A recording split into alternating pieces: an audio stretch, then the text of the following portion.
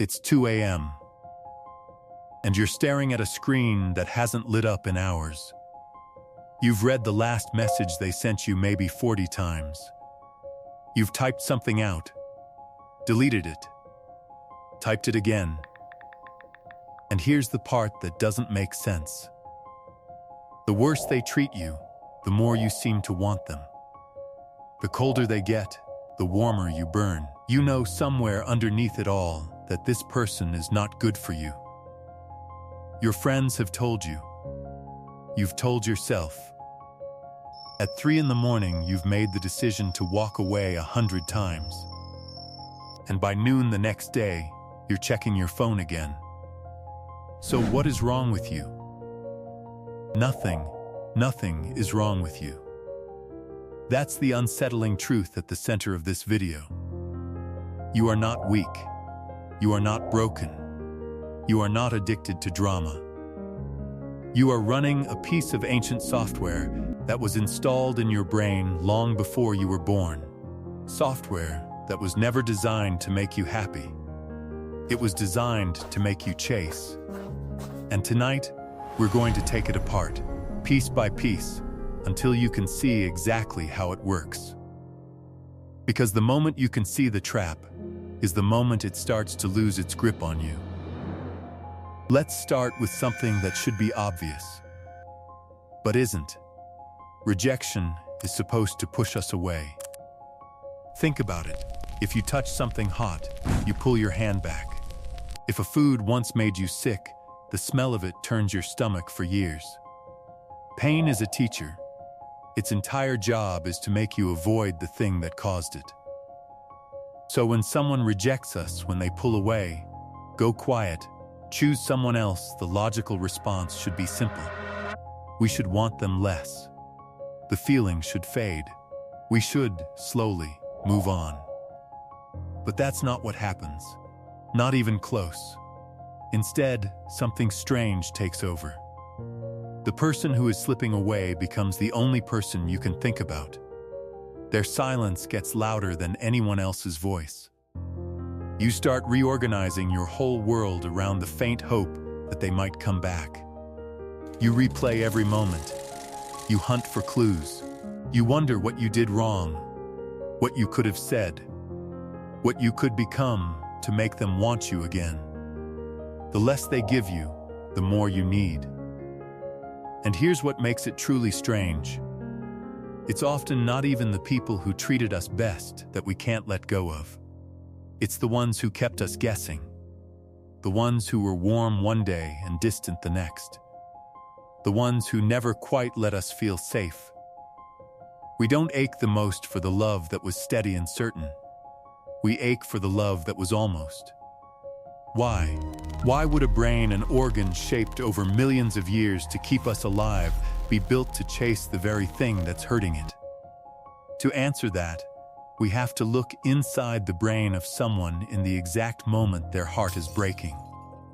A team of researchers wanted to understand what heartbreak actually looks like, not the poetry of it, the biology. So they found people who had recently been rejected, people who had been left, but who were still, in their own words, intensely in love. Still longing, still hoping, still unable to let go. And one by one, they slid them into a brain scanner. Then they showed each person a photograph of the very one who had just broken their heart. Now, if rejection really cooled us down, you'd expect the brain to go quiet, to start the process of letting go. That is not what they found. When these heartbroken people looked at the face of the one who left them, a specific part of the brain lit up like a city at night. And it wasn't the part you'd expect. It was the reward system. The same region that floods you with motivation and craving. The same circuitry that drives hunger and thirst and the pursuit of the things we want most. The same system, and this is the part that matters, that lights up in the brain of someone addicted to a drug. In the moment they crave their next hit, rejection didn't switch off their wanting, it poured gasoline on it. Their brains weren't grieving, they were craving. The rejection had taken something that felt like love and turned it into something that behaved almost exactly like addiction. So to really understand why this happens to you, we have to stop talking about love for a moment and start talking about wanting. There's a chemical in your brain you've probably heard of. Dopamine. Most people think dopamine is the pleasure chemical, the thing that makes you feel good when something good happens. But that's not quite right. And the difference is everything. Dopamine isn't really about pleasure, it's about pursuit. It's not the chemical of getting, it's the chemical of wanting. It doesn't spike the most when you finally have the thing. It spikes when you're chasing it, when the thing is close, but not yet yours. Think of it as fuel. Its job is not to make you happy. Its job is to make you move. To get up, to reach, to chase, to try one more time. And here is the cruel little detail at the heart of all of this. Dopamine doesn't fire hardest when you get what you want. It fires hardest when you might. When the reward is uncertain. When it could go either way. When you're standing in that agonizing space between maybe and no. Certainty is quiet. If you know for sure you'll get something, the brain relaxes. And if you know for sure you never will, eventually, the brain lets go. But maybe? Maybe is a scream. Maybe is the most powerful word in the human brain. And a person who rejects you, then comes back, then pulls away again, then sends one warm message at midnight. That person has turned your entire relationship into one long, unbearable maybe. Which brings us to the most addictive machine ever invented by human beings. Picture a slot machine. There's a reason these machines have pulled more money out of human beings than almost any invention in history. And it's not because people enjoy losing. It's because of how they pay out. Imagine two machines, side by side. The first gives you a small reward every single time you pull the lever. Pull, win, reliable, predictable, boring. You'd play for a while, and then you'd get up and walk away. The second machine is different. Most of the time, you pull the lever and get nothing. But every once in a while, and you never know when it pays out. Sometimes after 2 pulls, sometimes after 50. There's no pattern, no way to predict it. And that second machine, that's the one you cannot walk away from. Psychologists have a name for this. They call it intermittent reinforcement. Rewards that come unpredictably, and it is, without question, one of the most powerful ways ever discovered to lock a brain onto a behavior, far more powerful than a reward that comes every time. Because the unpredictability does something specific. Every pull becomes loaded with maybe. Every single attempt carries that electric possibility that this one might be the one that finally pays off. Now look back at the person who keeps pulling you in and pushing you away. The warm text after 3 days of silence. The sudden affection right when you'd given up. The good day that arrives the very moment you've decided to leave. You are not in a relationship. You are at a slot machine. And every breadcrumb they throw you, every unexpected scrap of warmth after a stretch of cold is a jackpot. Small, random, and perfectly timed to keep you pulling the lever. And here's the cruelest part. A partner who loved you consistently, warmly, reliably, every single day would never trigger this. Their love would be the boring machine. Steady, certain, quiet.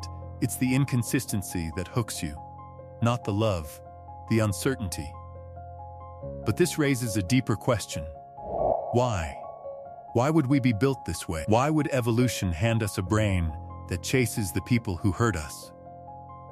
To answer that, we have to go back, far back, to a time long before phones and dating and the word situationship.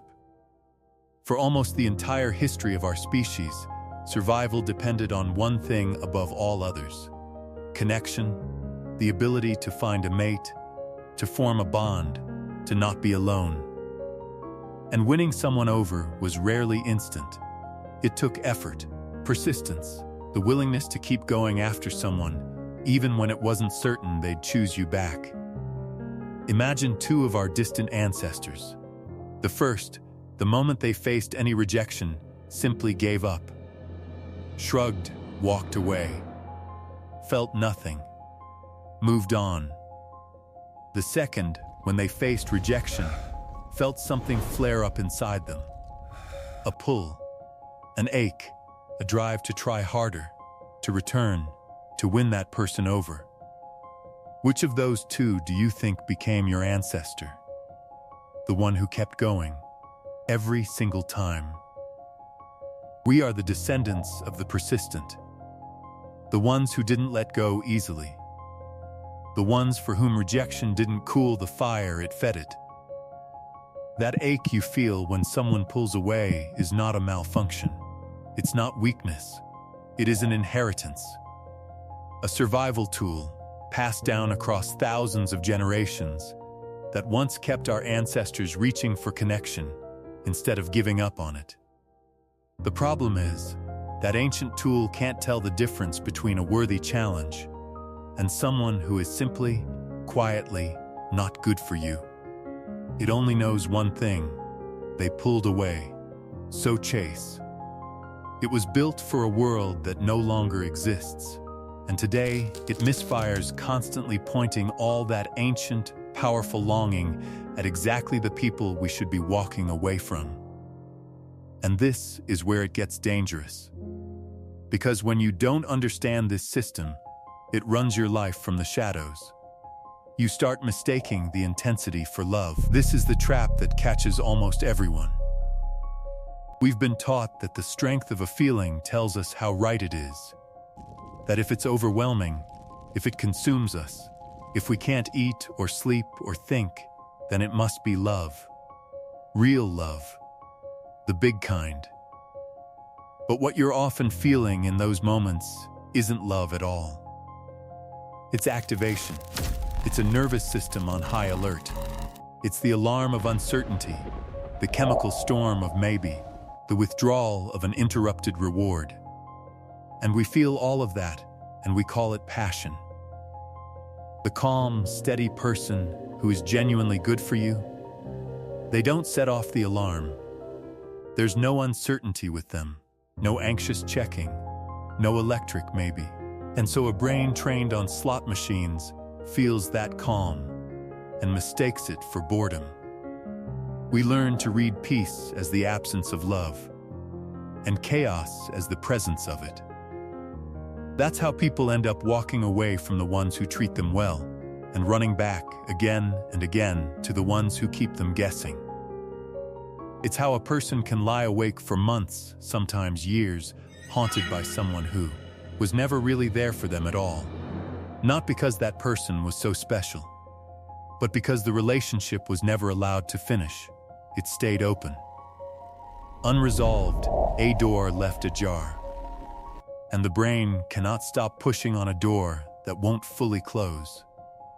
The uncertainty that hurt you so much is the exact same thing that won't let you leave. So how do you break it? You've probably noticed something already, just from watching this. Something has shifted, even a little. That's not an accident. Because the first step out of this trap is the one you're already taking. You name it.